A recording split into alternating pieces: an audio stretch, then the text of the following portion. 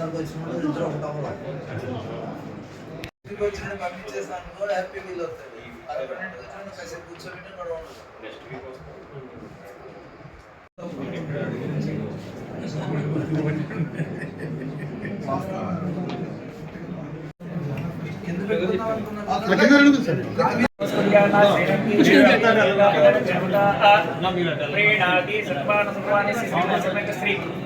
वेंकटेश्वर स्वामी देवता परिपूर्णानुसार सिद्धि द्वारा नूतन पदवी संप्राप्य सर्वसिद्धिर्भाषा नरभाषा सिद्धिरस्तु सभा मध्य अखंड वाग्भयगिरी सिद्धिरस्तु वेंकटाचलपति परिपूर्णानुग्रह सिद्धिरस्तु हरिहर हृदय त्रिभुवन रमावेणु श्री दुर्गा देवी परिपूर्णानुग्रह सिद्धिरस्तु।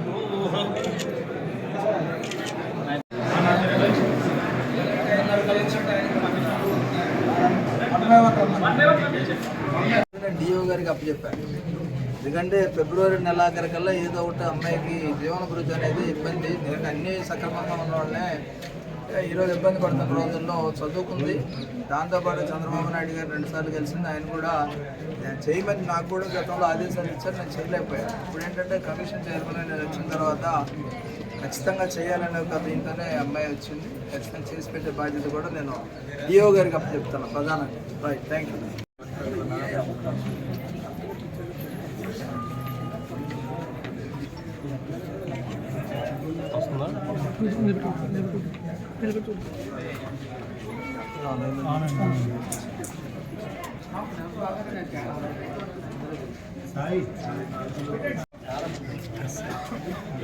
చాలా సంతోషపడ్డాను. ఎందుకంటే అమ్మాయికి నేను సమాధానం చెప్తాను.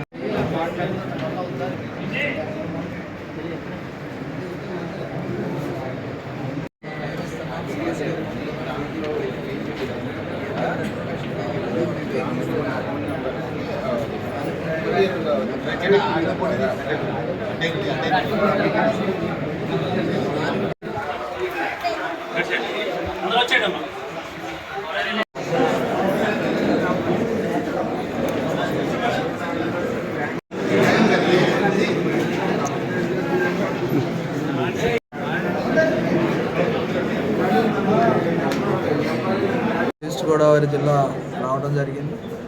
ప్రధానంగా 2018 నుంచి కూడా కమిషన్ జిల్లాల పర్యటన అనేది ఎక్కడా జరగలేదు. ఏదైతే దళితులకు ప్రధానంగా ఉన్నటువంటి సమస్యల్ని ఆ సమస్యలు స్వీకరించేటటువంటి సిస్టమ్ కూడా లేకుండా పోవటం వల్ల తీవ్రమైనటువంటి అన్యాయం జరిగింది. ఈ కమిషన్ వచ్చిన తర్వాత ప్రత్యేకంగా పనిచేసే కమిషన్గా ఉండటం, ఆల్రెడీ 5 జిల్లాల పర్యటన అయిపోవచ్చింది. ఈ జిల్లాలో కూడా పర్యటించిన సందర్భంలో ఇక్కడ కూడా ఎక్కువగా అట్రాసిటీస్ అనేవి వచ్చిన సందర్భం. ప్రధానంగా పోలీసుల నిర్లక్ష్యం, పోలీసుల యొక్క వైఫల్యం తప్ప మిగతా ఎక్కడ కూడా కనపడతారు. ఎందుకంటే సాక్ష్యవేత్త ధోరణి అనేది కనపడతా ఉంది. ఎందుకంటే 2022లో ఎఫ్ఐఆర్ చేసినటువంటి కేసులకు కూడా ఈ రోజుకి ఛార్జ్షీట్ వేయకుండా ఉన్నటువంటి ఈ పరిస్థితి చూస్తూ ఉంటే పర్యవేక్షణ, ఎందుకంటే ఈ ప్రభుత్వం యొక్క లక్ష్యం చాలా స్పష్టంగా ఉంది. సమాజ నిర్మాణం చేయాలి, కులరహిత సమాజాన్ని నిర్మించాలి, అందరికీ సమాన అవకాశాలు కల్పించాలనే మమ్మల్ని కమిషన్ చైర్మన్గా నియమించినటువంటి పరిస్థితి. అలాంటి పరిస్థితుల్లో పోలీసుల యొక్క మెతక వైఖరి వల్ల లేదా సాచివేత ధోరణి వల్ల ఈ రాష్ట్రంలో కానీ ఈ జిల్లాలో కానీ అన్ని చోట్ల కూడా దాదాపుగా స్పీడ్ ఆఫ్ డూయింగ్ బిజినెస్ అనేది జరగట్లే. వాళ్ళకి ఎప్పుడైతే ఛార్జ్షీట్ చేస్తారో వాళ్ళకి రావాల్సినటువంటి లబ్ధిగా జరుగుద్ది. దాంతోపాటుగా అన్ని డీడీలను కూడా మేము అలర్ట్ చేసాం. సోషల్ వెల్ఫేర్ సంబంధించినటువంటి డిప్యూటీ డైరెక్టర్లను అందరిని కూడా అలర్ట్ చేస్తాం. అదేవిధంగా డిఎస్పీలతో కూడా చంద్రరాముడు గారు మా సెక్రటరీకి వచ్చిన తర్వాత ఆయన ప్రత్యేకంగా జూమ్ కాల్ కూడా తీసుకుని వాళ్ళందరికీ కూడా చెప్పారు. అయినప్పటికీ కూడా ఈరోజు కూడా అదే విధమైనటువంటి వైఖరి ఉంటే ఈ ప్రభుత్వానికి నష్టం జరుగుతుంది. ఆ నష్ట నివారణ చేయడంలో భాగంగానే ఈరోజు సీరియస్గా పోలీస్ డిపార్ట్మెంట్లో చర్చించడం జరుగుతుంది, రివ్యూ చేస్తాం. ఎక్కడైతే దళితులకి అన్యాయం జరుగుతూ ఉందో అవన్నీ కూడా సరిచేసే బాధ్యత మేము తీసుకుంటాం. ఎక్కడో కూడా వివక్షత అనేది లేకుండా చేయాలనేదే మా సంకల్పం. ఆ సంకల్పానికి ఈరోజు ప్రత్యేకంగా ఒక 5 సభ్యులు కూడా పిన్నెల్లి అనే గ్రామం కూడా వెళ్ళారు. గురిజాల వెళ్ళి అక్కడ పిన్నెల్లి గ్రామంలో జరుగుతున్నటువంటి సంఘటనలు, ఆ సంఘటనలో యథార్థ పరిస్థితి కానీ అదేవిధంగా ప్రధానంగా అక్కడ జరుగుతున్నటువంటి విషయాలన్నీ కూడా మాట్లాడేటటువంటి పరిస్థితి ఉంది. మనం ఫ్యాక్ట్ ఫైండింగ్స్ అనేవి తీసుకున్న తర్వాత అక్కడ ఏం జరిగింది, ఆ జరిగినటువంటి సంఘటన నేపథ్యం ఏంటి, దాన్ని జరగడానికి అవకాశాలు ఏంటి, ఇవన్నీ కూడా వివరంగా తీసుకొని రమ్మని 5 మెంబర్స్ని కూడా ఈరోజు పంపించాం. అవి వచ్చిన తర్వాత కూడా వాటి విషయాల్లో మాట్లాడతాం. ఈ రాష్ట్రం శాంతి సామరస్యత ఉండాలి, కులరహితంగా ఉండాలి, అందరికీ సమాన అవకాశాలు కావాలి. ఈ చంద్రబాబు నాయుడు గారి ప్రభుత్వం యొక్క లక్ష్యాన్ని నెరవేర్చడం కమిషన్ బాధ్యతగా మేము కృషి చేస్తాం. ప్రతిపక్ష పార్టీ